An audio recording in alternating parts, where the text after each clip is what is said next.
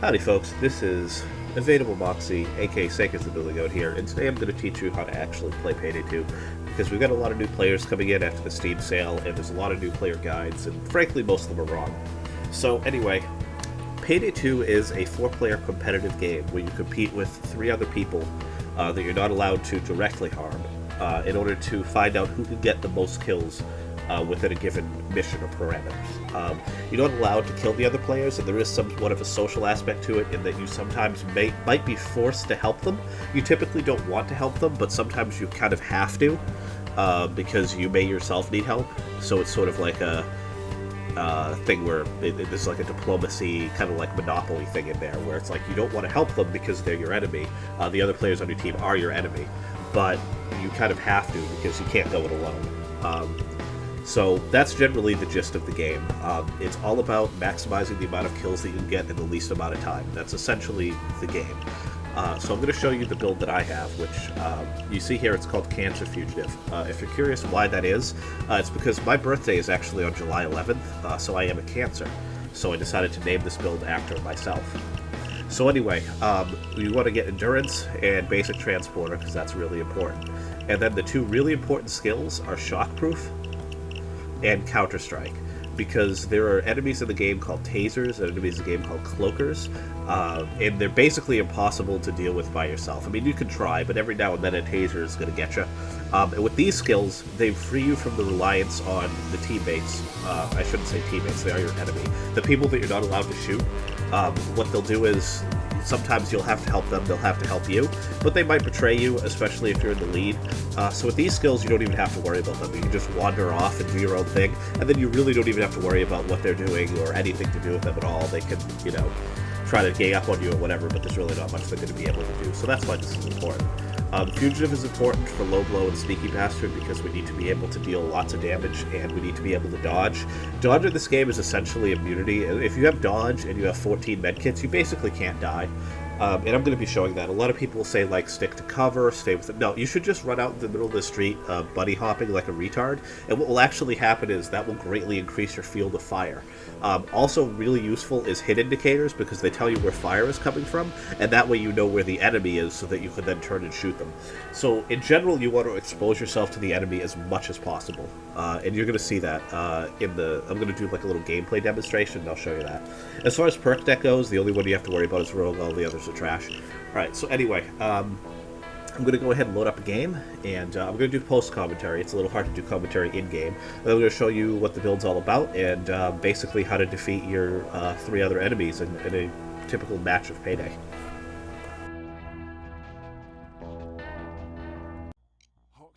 Alright guys, we're going to do a little post-commentary here. I decided to do post because it's a little hard to do commentary as you play. Especially when you have severe ADHD like I do.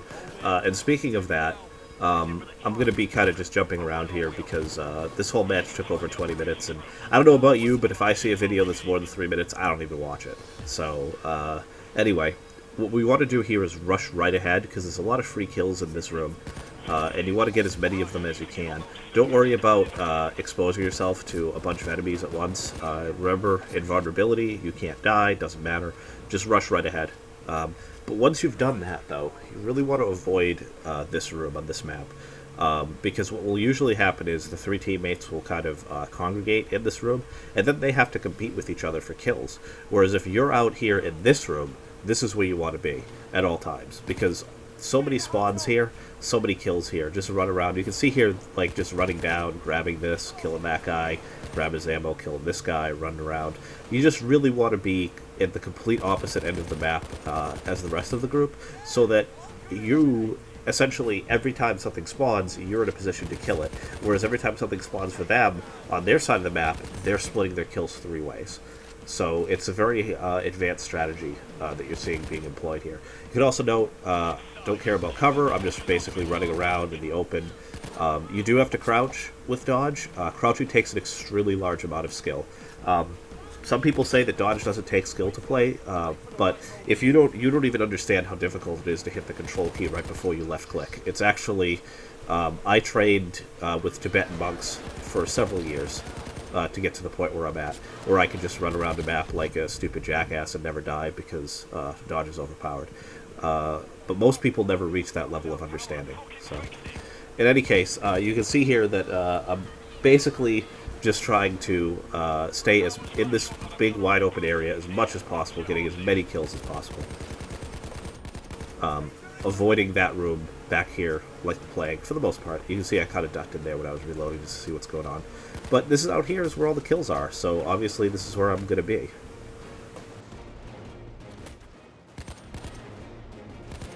And you can see here that it's really just a simple matter of just kill them as they spawn.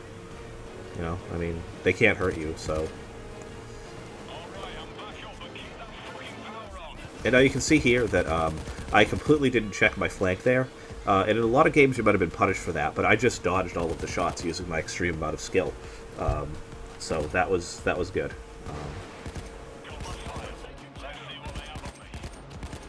So just a few more shots there, and, you know, just really utilizing this room and its spawns for as much farming potential as possible. And you can see what's happening is my teammates are going to kind of try to move out with me because they're getting bored being in that room since I'm killing everything. But I just have the mobility on them thanks to dodge. Dodge is really everything. Like, it really should be like if you choose to dodge build, the game should just be like, okay, I see your dodge. Would you like to just win? Do you even want to play the match? And you should just have the option to say no. I think that would really streamline the process of this game. But that's just one thing for the developers, guys. I mean, use it, don't, whatever. It's free. You can thank me later. Fruit basket, but not actual fruit, like one of those fruit baskets that has candy, preferably chocolate. Don't give me any vanilla bullshit, alright? Anyway, so here you can see, definitely going to focus on these spawns. Bane is talking about something about a power box or something, but that's, it doesn't involve kills, so I don't care. So we're running up and down here, killing these guys, just shoot, shoot, shoot.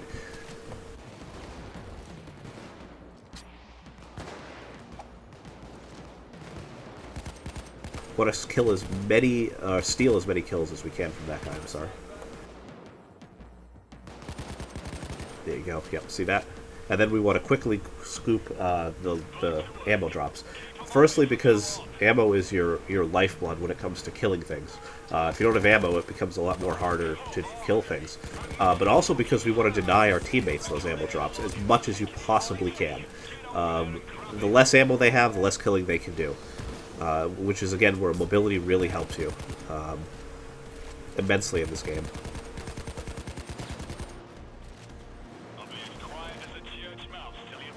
You can see here that I'm just completely ignoring what my armor level is or what my cover is. I'm just walking right up to enemies here and just, yeah, whatever. Doesn't really matter. Cover is just, you know, it's kind of a bulldozer there for a minute. You might have missed it. Doesn't matter. I'm just going to kind of wander around here, standing up as I reload in the open and not taking any damage for it. It took a large amount of skill to do that. I'd explain how, but it's really technical. Yeah, so this is pretty much how the match goes. I forgot to mention one other thing about first aid kits. You really want to make sure that when you drop a first aid kit, your teammates are not around, because some very clever teammates will wait till you're low on health and they know you're going to drop a med kit or first aid kit, and then they'll try to steal it from you, and you don't want that to happen. You have to make sure that all 14 med kits go to you, because the last thing that you want to do is give your opponents more health. You know, that would be terrible. So make sure that you never drop them in advance. You only drop them as soon as you're ready to use them, and make sure that nobody else is around to take them. So let's skip to the end here.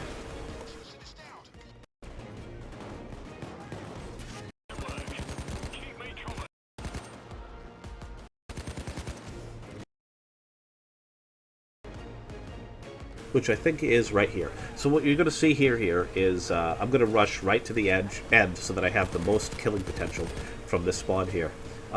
Some people would say to stay with the server, but Essentially, he's handicapped himself by taking that server and limiting his mobility. So the last thing I want to do is pass that handicap on to me.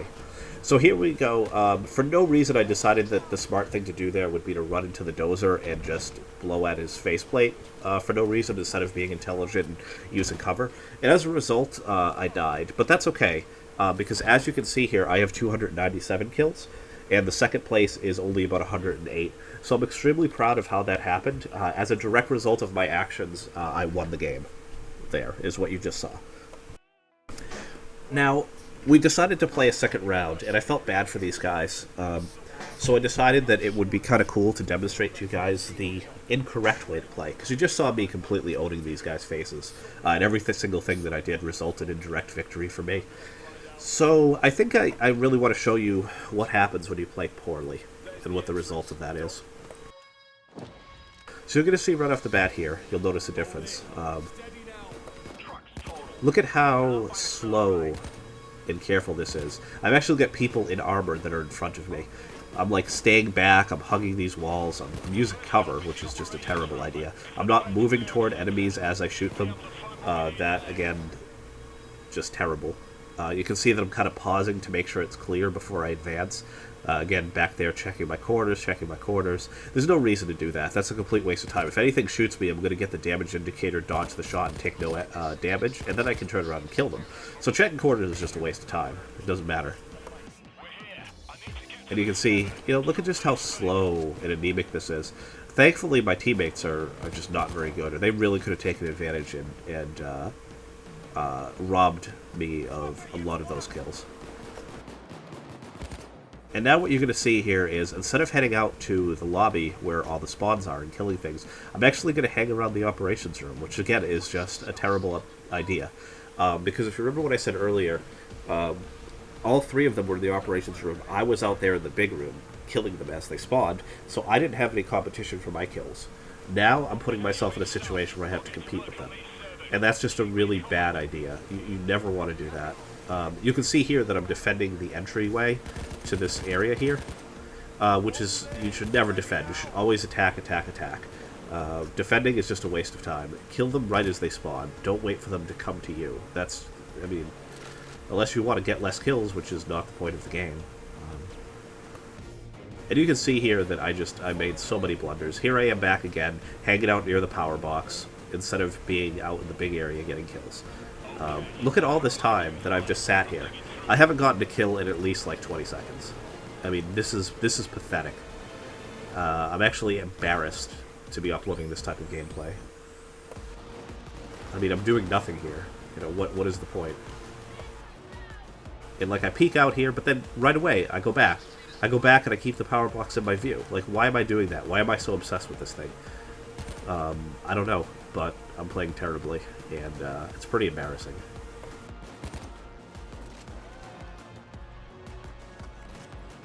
So, yeah, I think I'm gonna, let's fast forward a little bit, because God, this is fucking boring. Oh my God, I haven't even killed anything. It's we're 2.5 minutes into the match, and I've got 17 kills. Like, what? This is so bad. Anyway, we'll fast forward a little bit here, because I want to show one of the huge blunders I did right about here. I think it was right about after this. Yeah. So watch this, and try not to cringe. I actually dropped first aid kits in case my group might need them, which is just absolutely terrible. You should never do that. Why would you give health to the enemy? You should never do that. No, don't make the same mistake that I did.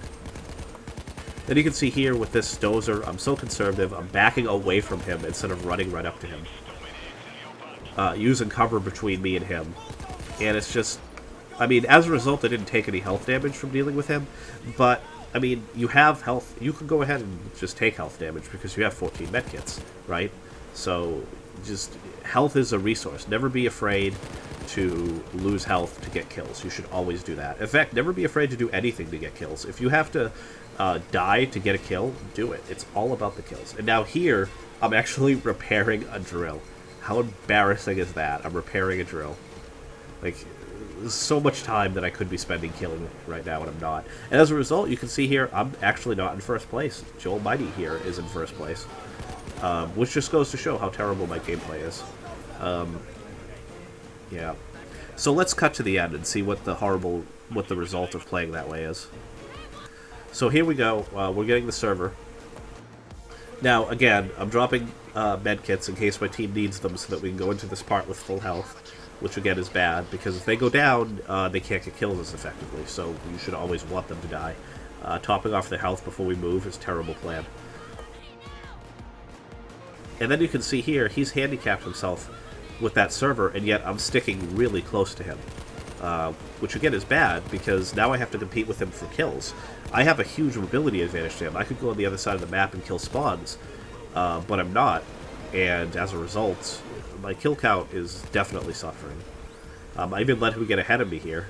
And then we finally make it out. And you'll see here that, you know, I did win. I have 125 to 110. But, I mean, it's really because, I mean, I hate to say it, but if the team that I was playing against, they really weren't all that skilled. If they were better, they could have easily beaten me in kills. So that's why we get this now. What this is a terrible result for me.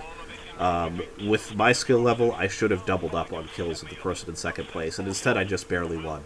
So as you can see here, that last game, the results were much better than this game. And I think that really goes to show the importance of all the things that I talked about. So just to confirm again, what the important things to do are. Stay out in the open, maximize the area that you can be shot at so that you get those damage indicators that will tell you where the enemy is so you can shoot back. Never use cover. Always be moving toward the enemy when you shoot them. Always make sure that you grab as much ammo from drops as you can. In fact, you can just fire your gun just to get them so that your teammates don't. Never drop a medkit unless if you're ready to use it and nobody else is around, so you make sure that you don't get it stolen from you. And finally, make sure that you stay as far away from the team as possible. If the rest of the team is in one area and you're in another, they're splitting their kills 3 ways and you're not. So I really hope, guys, that goes and that this demonstration helps you guys understand Payday 2 and how to really succeed in it. And one last thing that I want to leave you with is I want you guys to remember that your worth as a human being is directly dependent on how many kills you get.